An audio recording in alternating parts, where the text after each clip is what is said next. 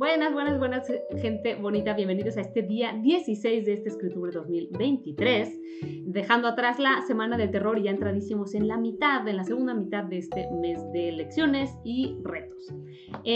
Hoy voy a hablarles de un clásico, el clásico de los clásicos, y la lección que aprendí de él no va a ser la que se esperan, eso lo tengo garantizado. Don Quijote de la Mancha. Don Quijote de la Mancha, el clásico de clásicos, la mayor obra escrita en español, en lengua castellana.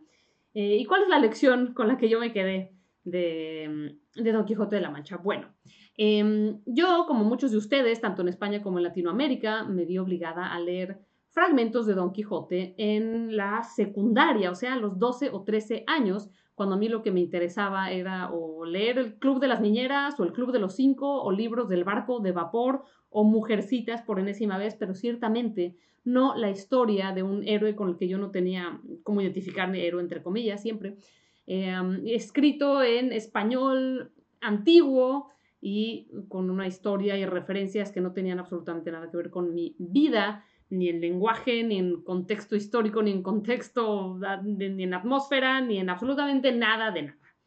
Entonces, como muchísima gente, no solamente odié Don Quijote, sino que, bueno, yo no me aparté de la lectura, pero sé que mucha gente, por este tipo de lecturas obligadas a jóvenes edades, a tempranas edades, dicen haberse alejado de la literatura por verlo como una tarea tediosa. Pasaron las décadas, pasaron los años y yo finalmente sí leí, porque en ese momento había que leer fragmentos, pero yo finalmente leí Don Quijote de la Mancha hace unos cuantos años, ¿no? Hace unos 6, 7 años, ya en la treintena, con la capacidad de dejar ir palabras que no entendía para entenderlas dentro del contexto, con las referencias culturales para entender que la novela se refiere a su propio contexto, a lo que estaba pasando a nivel cultural, para entender que, aunque sea calificado como aunque es el gran clásico, es una novela graciosa, es una novela picaresca, con personajes que están hechos para que uno se burle un poco de ellos, ¿no? No tanto como un héroe épico, que lo han convertido en esto, tanto las interpretaciones como un musical de Broadway muy famoso, que se llamó The Man of la Mancha, el hombre de la Mancha, que lo pone como este antihéroe que va a luchar contra sus demonios y es espiritualmente intenso y poderoso y tal. Y lo lees y dices, es una novela de aventuras, divertida, graciosa, en la que el autor se estaba burlando de un montón de cosas, sobre todo de la novela caballeresca y de la literatura romántica de la época, y no lo que yo esperaba encontrar cuando leía un clásico de clásicos, ¿no? Porque nos lo venden como algo muy importante y muy solemne, y entonces sentimos que no lo entendemos nada y que por lo tanto somos tontos o el libro es pesado, ¿no? Bueno, en esta edición en especial, aunque parece pesada, la verdad es que es una edición muy bonita de punto de lectura. Se las recomiendo si están interesados en releer este clásico desde este punto de vista más maduro, en que podemos entender y disfrutar la lectura sin estarle buscando la gran lección de, tengo que aprender algo muy importante de este súper, súper clásico, y simplemente disfrutar las aventuras de Don Quijote y Sancho Panza y todos los demás personajes, ¿no? Esta edición comentada se las recomiendo mucho. Práctica, cómoda, y la letra, aunque está pequeña, bueno, no, sí está muy pequeña, pero ustedes, si son jóvenes, podrán leerla cómodamente.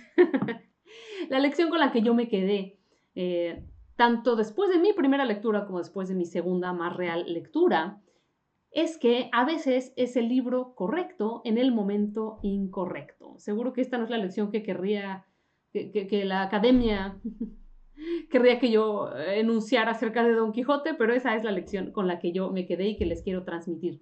A veces el libro es el libro correcto, como en este caso, sí, es una novela maravillosa, increíble, tiene un montón de cosas que se pueden analizar y encomiar, pero era el momento incorrecto en la secundaria, ¿no? Y esta lección no solamente se traduce en cuestiones de lectura, sino también en cuestiones de escritura.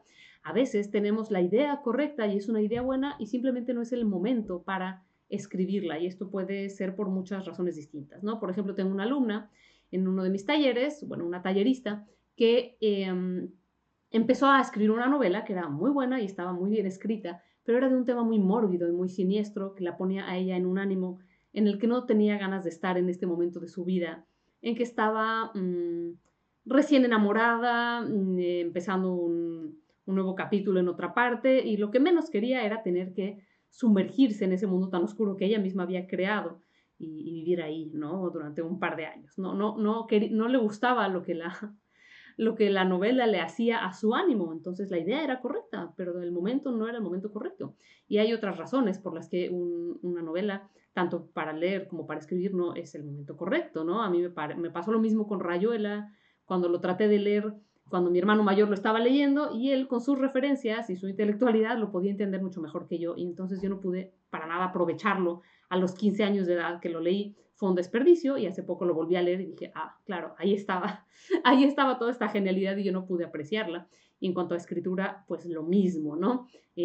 Hay libros que no se relacionan con nuestro momento de vida actual, hay libros que requieren mayor madurez, hay libros que requieren una relación directa de nuestras emociones del momento, ¿no? Con lo que está pasando. Hay novelas que requieren más investigación, no solo interna, como decía yo, de las emociones, sino externa y que entonces nos exigen estudiar más o estar en un momento de vida en que podemos dedicarle más tiempo a la escritura, ¿no? Ya les he contado, por ejemplo, que hubo una época en la que yo tenía un trabajo de oficina y solo disponía de 15 o 20 minutos al principio de cada día laboral para escribir.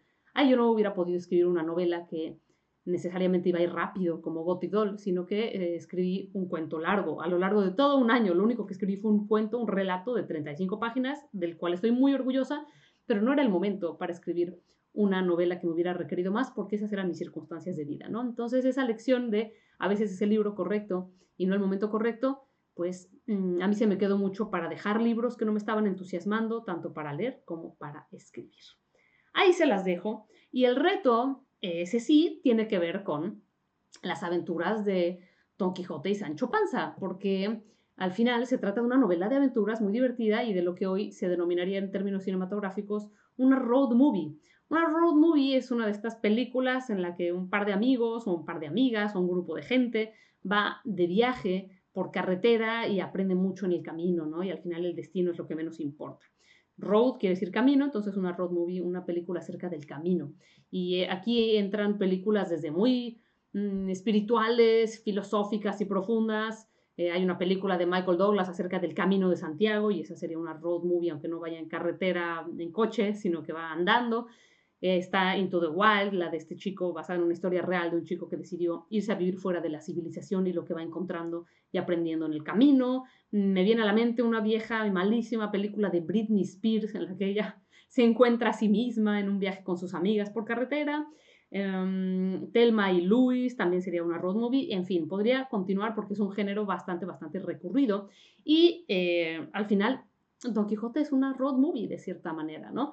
Yo escribí una novela que se llama No te mueras, Eli, pero que se llamaba La Odisea de Eliseo y su Sancho Panza, emulando a Don Quijote, emulando a un antihéroe con su mejor amigo y las aventuras y las cosas que aprenden en el camino. Así que el reto tiene que ver con eso, con imaginar un relato de una pareja dispareja o de un par de amigos o de un par de amigas o de un par de perros o de un par de abejas o de lo que sea que les inspire a ustedes esta idea de hacer un viaje en el que el destino acaba siendo lo menos importante y lo más importante lo que aprendes de ti mismo, de la amistad o del amor o de la vida o de la muerte o de lo que sea en el camino. Las road movies no siempre tienen final feliz, no siempre son comedias. Me acuerdo, por ejemplo, también de Sideways, esta película de dos amigos que van a hacer catas de vinos justo antes de la boda de uno de ellos. Esa también es una road movie y no es solamente comedia, ¿no? Tiene otras cosas, tiene otro tipo de reflexiones en torno a la amistad, al matrimonio y a la mediana edad, por ejemplo. Entonces ahí les dejo la lección del día y el reto y nos vemos por aquí mañana.